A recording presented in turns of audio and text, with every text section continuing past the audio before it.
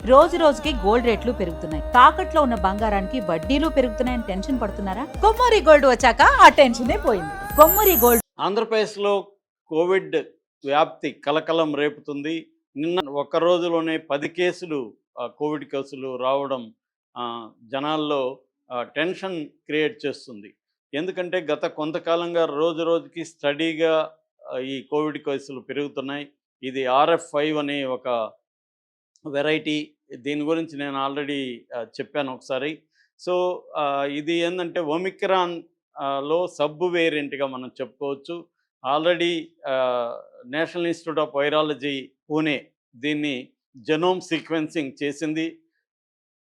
కడప జిల్లా నుంచి కొన్ని శాంపుల్స్‌ని మన హెల్త్ డిపార్ట్‌మెంటు పూణేకి పంపించినప్పుడు పూణేలో జెనోమ్ సీక్వెన్స్ జరిగి ఇది ఆహ్, RF5 అనే ఒక వేరియంటు గతంలో కూడా మనకి ఇలాంటి వేరియంట్లు చాలా వచ్చాయి, ఒమిక్రాన్ వేరియంట్లు.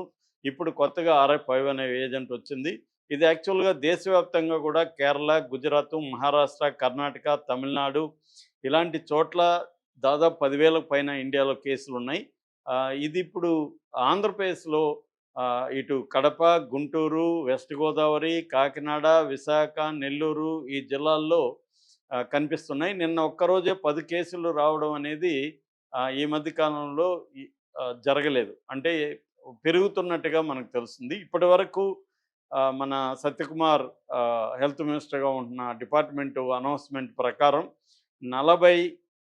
49 యాక్టివ్ కేసులు ప్రెజెంట్ ఉన్నాయి. అందులో 25 మంది వివిధ హాస్పిటల్‌లో సెపరేట్‌గా కోవిడ్ కోసం పెట్టిన వార్డుల్లో లేకపోతే రూముల్లో ఉంటున్నారు.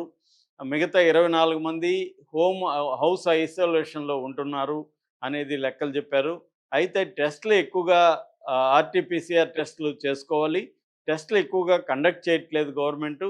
తక్కువ టెస్టులు చేస్తుంది. అందులో ఇన్ని కేసులు ఉన్నాయంటే ఎక్కువగా టెస్టులు గాని చేస్తే ఇంకా ఎక్కువ కేసులు బయటపడే అవకాశం ఉందని కూడా అంటున్నారు.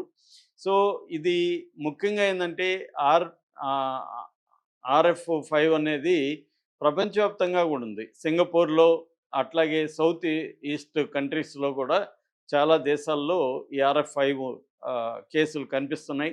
WHO కూడా దీన్ని క్లోజ్‌గా మానిటర్ చేస్తున్నానని చెప్తుంది. దీని లక్షణాలు కూడా ప్రకటించారు. దీని లక్షణాలు మామూలుగా వైరల్ ఫీవర్‌కి ఉండే లక్షణాలే. అంటే ఫీవర్ ఉంటది, సోర్ థ్రోట్ ఉంటది, లంగ్ ఇన్ఫెక్షన్ వచ్చే అవకాశం ఉంది. తర్వాత ఫ్యాటిగ్ ఉంటది, బాడీ పెయిన్స్ ఉంటాయి. ఇవి జనరల్‌గా మనకి ఏ ఫీవర్ వచ్చినా జనరల్‌గా వైరల్ ఫీవర్స్‌లో ఈ లక్షణాలు కామన్‌గానే కనిపిస్తాయి. అయితే మామూలుగా ఆల్రెడీ వ్యాక్సిన్ ఏసుకున్నోళ్ళు, ఆల్రెడీ కరోనా, కోవిడ్ వచ్చిపోయిన వాళ్ళు కి ఇది ఈ RF5 గాని వస్తే పెద్ద లీతల్ అంటే ప్రాణాంతకమేమీ కాదు. కాకపోతే ఆల్రెడీ జబ్బులో ఉన్నవాళ్ళు కోమార్బిడిటీస్ అంటారు. అంటే ఆల్రెడీ షుగర్ గానీ, లేకపోతే అంటే డయాబెటిస్ గానీ, లేకపోతే హైపర్ టెన్షన్ గానీ, కిడ్నీ ప్రాబ్లమ్స్ గానీ, క్యాన్సర్ గానీ, ఇంకేదన్నా లంగ్ ఇష్యూస్ కానీ ఇలాంటివి ఉన్న వాళ్ళకి కొంత ఏజ్డ్ లేదంటే చిన్నపిల్లలు వీళ్ళకి ఇది డేంజరు. ఆల్రెడీ నలుగురు ఇప్పటివరకు ఆంధ్రప్రదేశ్‌లో చనిపోయారు. వీళ్ళు ఈ నలుగురు కూడా ఇటువంటి వేరే జబ్బులు ఉన్నవాళ్ళు. అలాగా ఉన్న వాళ్ళకి మాత్రం ఈ RF5 వేరియంట్ గాని సోకితే ఆ వైరస్సు చనిపోయే అవకాశాలైతే ఉన్నాయి. అది కాకుండా మామూలు వాళ్ళకి ఇది జరిగితే ఇమ్మీడియేట్‌గా వైద్యం తీసుకోగలిగితే డేంజర్ లేదనేది ప్రపంచవ్యాప్తంగా WHO గానీ, మన వైరాలజీ డిపార్ట్మెంట్స్ కానీ, ఆహ్, ఈ మెడికల్ ఎక్స్‌పర్ట్‌లు గానీ చెప్తున్నారు. సో, కాకపోతే ఏందంటే ఇది రోజు రోజుకి పెరుగుతుండడం వల్ల ఆహ్, మనకి ఆందోళనకరంగా ఉంది. గవర్నమెంట్ కూడా దీని మీద మానిటరింగ్ చేస్తుంది. కాకపోతే ఈ కేసులైతే మాత్రం స్టడీగా పెరుగుతున్నట్టు కనబడుతుంది. పైగా ఇప్పుడు వర్షాలు కూడా మొదలవుతున్నాయి. ఈ సీజన్‌లో మామూలుగానే వైరల్ ఫీవర్స్ విపరీతంగా వస్తాయి. ఏది జనరల్ వైరల్ ఫీవరు, ఏది RF5 ద్వారా వచ్చిందనేది తెలుసుకోవడం కూడా కష్టమే. ఎందుకంటే సింప్టమ్స్ సిమిలర్‌గా ఉంటాయి. అందుకని జనరల్‌గా వైరల్ ఫీవర్స్ వచ్చినప్పుడు RT-PCR టెస్ట్ చేసుకోవాలి. అట్లాగే గవర్నమెంట్ హాస్పిటల్స్‌లో కూడా ఈ టెస్ట్ చేసి కిట్లని పెంచడం, టెస్ట్ హాస్పిటల్‌కి ఎవరైనా ఇలాంటి లక్షణాలతో వస్తే వాళ్ళకి కంపల్సరీగా ఆర్‌టీపీసీఆర్ టెస్ట్ చేసి ఈ RF5 లక్షణాలు ఉన్నాయా లేదా అనేది చూసుకొని దానికి తగిన వైద్యం చేయాలి. మామూలుగా RF5 వేరియంట్‌కి పర్టిక్యులర్‌గా యాంటీవైరల్ మెడిసిన్స్ ఏమీ లేవు. ఓన్లీ సింప్టమాటిక్ ట్రీట్మెంటు మాత్రమే ఉంది. దాంతో పాటు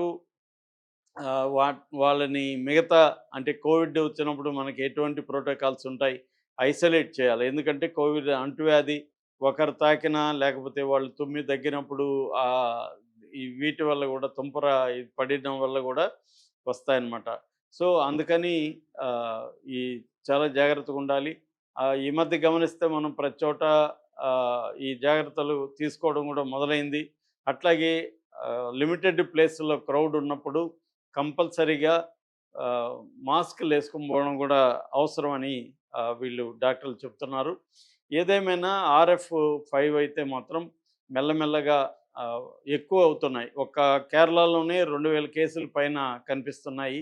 కేరళతో పోల్చుకుంటే ఆంధ్రప్రదేశ్‌లో చాలా తక్కువ అని చెప్పాలి గానీ, భయమేస్తుంది జనాలకి. ఎందుకంటే ఇప్పుడు చుట్టుపక్కల ఉన్న రాష్ట్రాల్లో విరివిగా వెళ్ళడం మనం చూస్తున్నాము. సో ఆల్రెడీ ఒడిస్సా, తమిళనాడు రాష్ట్రాలు అప్రమత్తమయ్యి బార్డర్‌లో వాళ్ళు విజిలెన్స్ కూడా పెంచారని చెప్తున్నారు. అంటే ఎవరైనా ఇలాంటి లక్షణాలు ఉన్న వాళ్ళు వస్తే వాళ్ళని ఇమ్మీడియేట్‌గా అక్కడ ఐసోలేషన్‌కి తీసుకెళ్ళడం, లేదా వాళ్ళ స్టేట్స్‌కి వెనక్కి పంపించేయడం ఇలాంటివి చేస్తున్నారు. చాలా స్ట్రిక్ట్‌గానే జరుగుతుంది. ఎందుకంటే మనకి కోవిడ్-19 అనుభవం ఉంది. అప్పుడు కూడా బిగినింగ్‌లో చైనాలో వచ్చినప్పుడు అక్కడెక్కడో చైనాలో వచ్చింది, వాళ్ళు గబ్బిలాలు నానా చెత్తంతా తినేస్తారు, వాళ్ళకి రాకుండా ఏం చేస్తుందని ఇక్కడ జోకులేసుకుంటున్నాము. అలాంటిది మనకి దగ్గరకొచ్చి దాదాపు 5,00,00,000 మందికి పైన అఫెక్ట్ అయింది. 5,00,000 మందికి పైన చనిపోయారు.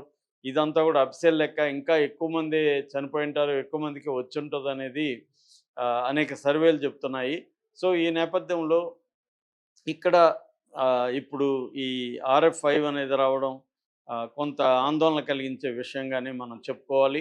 ఎందుకంటే బిగినింగ్‌లో లైట్ తీసుకుంటే అది బాగా పెరిగిపోయే అవకాశం ఉంది. మనం కోవిడ్-19 కూడా లైట్ తీసుకోవడం వల్లనే అది అనేక క్రౌడెడ్ ప్లేసుల్లో అది విపరీతంగా వ్యాపించింది. కాకపోతే ఇక్కడ ఒక ఊరట కలిగించే విషయం ఏమంటే పర్టిక్యులర్ క్లస్టర్‌లో ఎక్కువ కేసులనేవి ఆంధ్రప్రదేశ్‌లో నమోదు కాలేదు. బాగా స్ప్రెడ్ అవుతుంది. అనేక జిల్లాల్లో కలిపి ఈ 49 కేసులున్నాయి. బట్ ఇప్పుడైతే గుంటూరు జిల్లాలో ఎక్కువ కేసులున్నాయని వార్తొస్తుంది. ఇంకా కూడా ఎక్కువ ఉండే అవకాశం ఉంది కానీ క్లస్టర్ వైజ్ తీసుకున్నప్పుడు ఒకే క్లస్టర్‌లో ఎక్కువ కేసులు లేకపోవడం అనేది ఒక పాజిటివ్ న్యూస్‌గా మనం చెప్పుకోవచ్చు.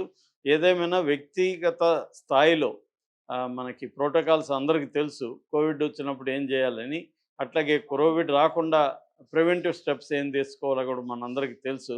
కొత్తగా చెప్పాల్సినేం లేదు. దీనికి కూడా అదే వర్తిస్తది. సో ఈ లక్షణాలు ఉన్నప్పుడు ముఖ్యంగా ఆల్రెడీ జబ్బులు ఉన్నప్పుడు డాక్టర్ల దగ్గరికెళ్ళి ఏమన్నా వ్యాక్సిన్ మళ్ళీ బూస్టర్ తీసుకోవాలా? ఏమన్నా బూస్టర్ డోస్ తీసుకోవాలా?